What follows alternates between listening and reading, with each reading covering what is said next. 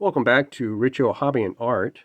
This is continuing our series on the classic pocket knives. This is part 4, looking at some of the more modern ones and some of the smaller ones. Not all of them, but specifically looking at that. This first one is look at it. It is what we call an imitation Swiss Army knife. Both Swiss Army knives and imitations of this size were very popular in the late 1980s into the 1990s. People had these on keychains. They had them in their purses and their bags. You could carry something like this on an airplane during that time period. This was well before 9/11. And so you could see these things everywhere because the blade was small. It wasn't, so I didn't think that you could do any harm with that. So they came with a small penknife as well as a manicure file with the pick thing blade as well. And so there are also versions of this that were for corporate people, golfers, and they had the extra, there were extra blades for those. But they all kind of circled around this manicure. There was the business one, I believe, had an orange peeler, and in addition to these two blades. So usually these things say made in China. Oh boy. Yep, stainless China. That's what it says on it. And so, I mean, it did the purpose. They did have the tools. I do have the tweezers for that. And I had the toothpick as well. It's probably somewhere else. I mean, when you get to these cheap knives, the accessories are just like the knives. They're not very high quality. So why keep anything like that around? At least that's in the wrong place. So, there we go. I found this at a work site I was at. Nobody claimed it, so that's how I got a hold of this thing.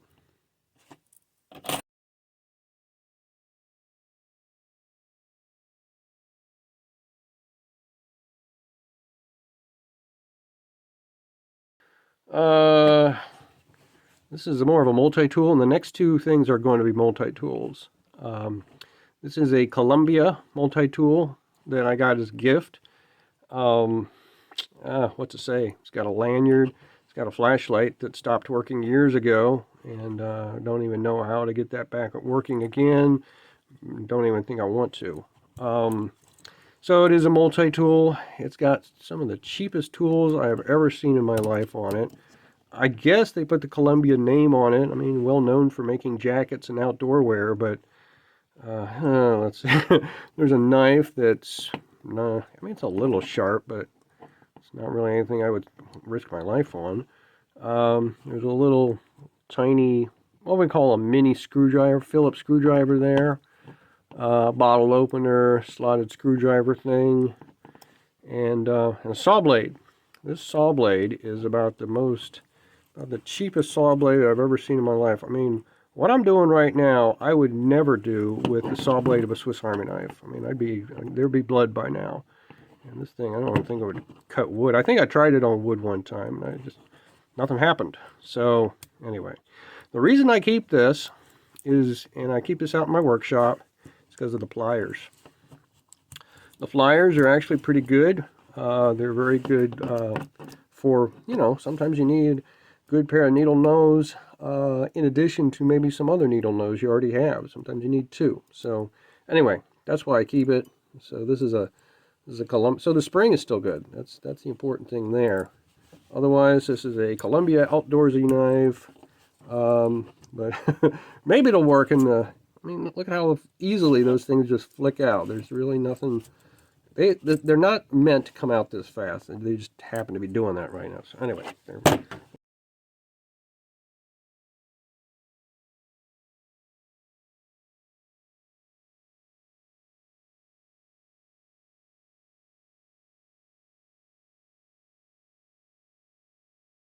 let's see here. This is a Swiss Tech, another multi-tool that I got. This was also a gift. And I actually still have the information card or packaging that came with it and the instruction booklet. So these are good things to have. It's got a lot of tools on it. let's see, I'm going to look at this thing. It's got a whole range of things. It is funny to me that it refers to this tool right here as a flathead screwdriver. I was chewed out on YouTube in the comments on my other channel for calling something like this a flathead screwdriver. It is called a slotted head screwdriver, so that's what I try to call it. But there it is, a flat screwdriver. Something about the fact that it's not really flat, it's tapered, so therefore logically you can't call it flat, blah, blah, blah, blah, whatever. People are people. Anywho, yeah, there's 19 tools on here. It can be attached to a keychain if you use the pliers, like that. And that's basically the idea is you lock into the lanyard and then you lock it up. I could do a separate video on all the different tools on here, but I'll just go over them really basically. We've got, 3 Phillips screwdrivers from this larger size, and you got a second one. Actually, this third thing is not. Oh yeah, and there's the third one. So you got 3 sizes of Phillips. You've got a drill. What are you using a drill like that for? But there it is. And then you've got your 3 slotted screwdrivers. And so here we go. 1, 2, 3. They also have some rulers on them. One for inches. The ones for millimeters are over here. And then there's, up in here we have bottle openers, wire strippers, wire crimpers, wire cutters. We have 2 different hex wrenches in the mouth, and of course the pliers itself. Did I get everything? Yeah, just about so. Oh, and there's a nail file, believe it or not. Oh gosh, where is that? I think that's over here. Nope. See how well I know my stuff? Never use this thing at all. Here we go. Nail file. The importance of a nail file. This tool is kept in the machinist chest that I use for my art projects. And to be honest with you, I've never really used it, I don't think, on anything, because it's got so many tools that it's kind of, I don't know, I just don't even think of using it. So anyway, there's the Swiss Tech, and I could do a different video on that if you want to see more on that.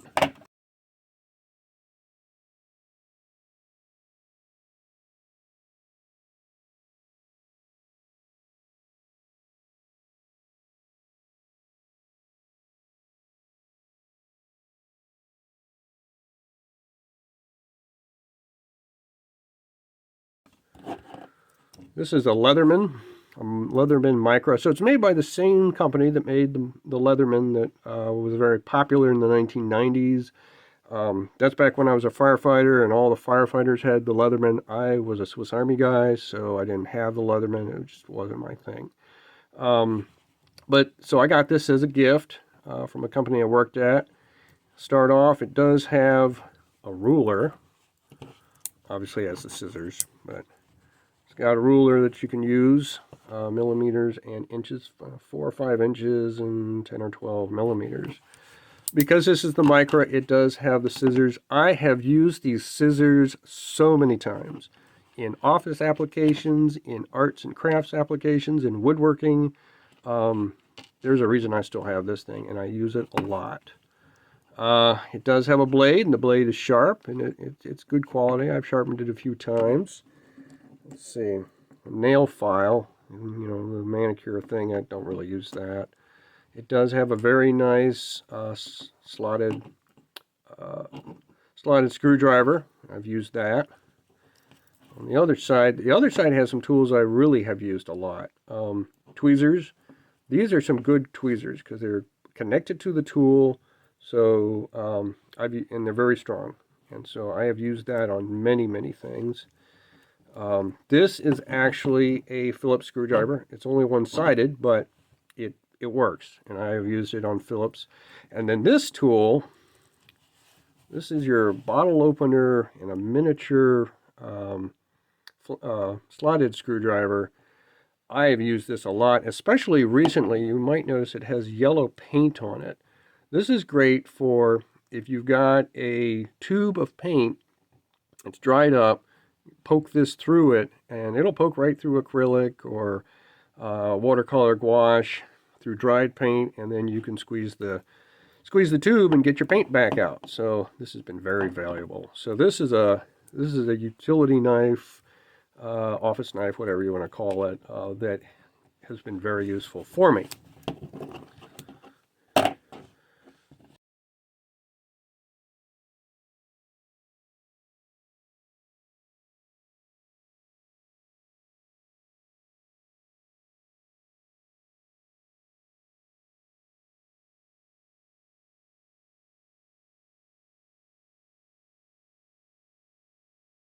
Let's see.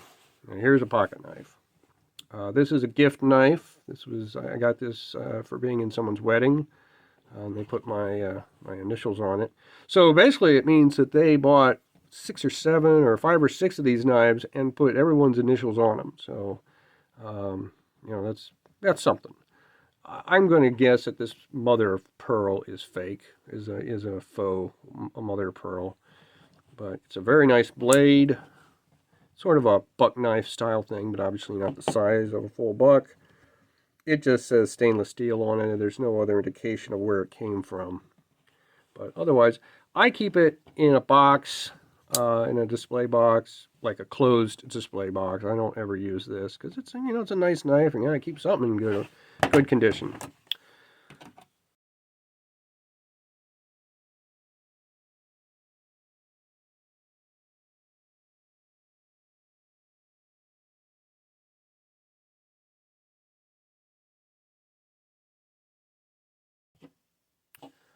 Now, this is something that I wanted to show in one of the previous videos, and I didn't get around to it.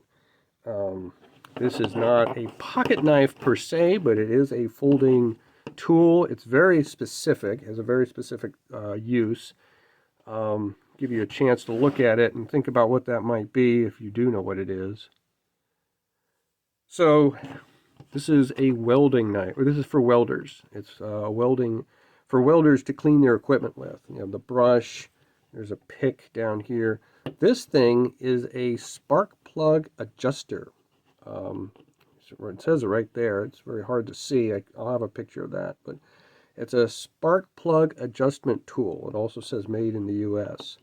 This thing down here, I'm not sure, but it does seem like it has multiple pieces that flange out or something like that. This is really old. It was badly corroded when I got it. I put it in some evaporust, and sometimes evaporust doesn't really... If the item is actually aluminum or something like that, or even some other metal, evaporust won't do much of anything because it's made for iron and for removing corrosion from iron specifically. So I have damaged rulers putting that into evaporust, thinking that they were maybe steel, but they were actually aluminum and they turned black. And so it's kind of odd, but that's the way it goes. This I got from a friend of mine who was getting rid of a machinist chest that was in his family. It had belonged to his grandfather for many years. He was the last of his line, and so he had no children, and so he gave it to me. And I accepted it because it had a good tap and die set in it, which I was hoping to use for my woodworking. So this tool, along with many others, was inside of that. And there are videos on my other channel on Richo Woodworking if you're interested in more about that.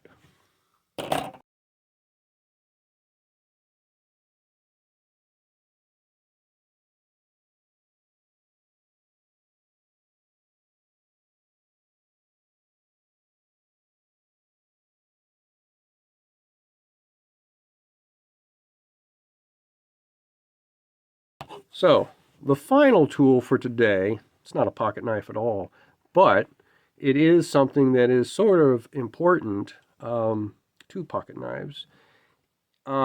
Depending on your age or how long you've been collecting knives or that sort of thing, as you remember at the beginning, I talked about this knife. which was back many years ago, you could take on an airplane or into a federal building or stuff like that. And after 9/11, that was the end of that. And so, as a result of that, they made this thing. It's called a pocket monkey. It's made by Zoology's Tools. It was supposed to be a way of giving you the multi-tools of a Swiss Army knife without carrying a Swiss Army knife. And so there's a little blade down here. It's for opening letters. Actually, I have the thing that came with it, and it shows all the different tools and uses. There's a bottle opener in here. The idea you could have this as your bottle opener instead of carrying one on your keychain, although most people will continue. People who carry a bottle opener on their keychain are not going to stop doing that. One funny thing is this piece here and this piece here are for wrapping the cord of your headphones or earbuds. And it's funny because this came out in maybe 2013, and most people are using Bluetooth now. Not everybody, but there's a lot of Bluetooth earpods that don't have cords, so that's kind of useless. This slot in the middle, you could stick a credit card. This is a Dunkin' Donuts gift card. I guess you stick it in maybe like this, and you could use it as a what do you call it? A kickstand for your phone. I tried that just before filming this. My phone just flaps the thing right over. It's so heavy, and most phones are heavy nowadays. But the case of my phone has a kickstand, so I don't need to use that. It does have some different wrenches here in the middle. That's kind of interesting. There is an orange peeler here. Again, you have a ruler on the side. This down here is a very small screwdriver, as is over at the top.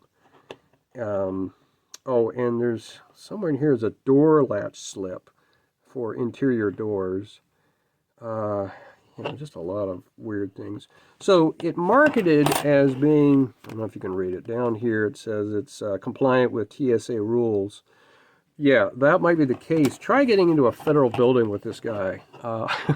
When we were on vacation in 2008, it was, 2018. We were on vacation in 2018. I hardly was able to get into the Department of Agriculture building in D.C. with this thing.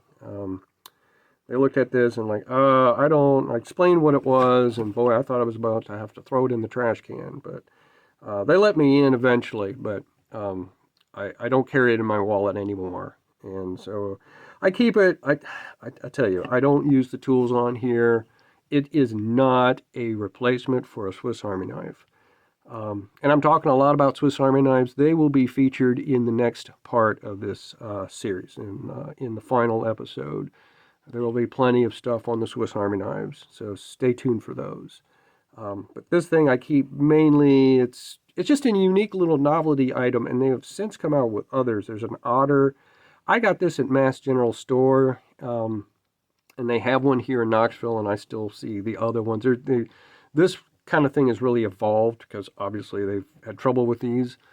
If you have one of these and you've been able to get into places, let me know in the comments.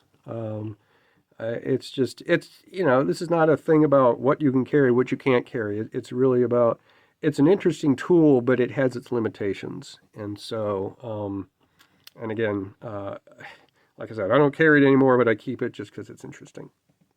So stay tuned for part 5, where I will talk about Swiss Army knives and some of my larger modern pocket knives.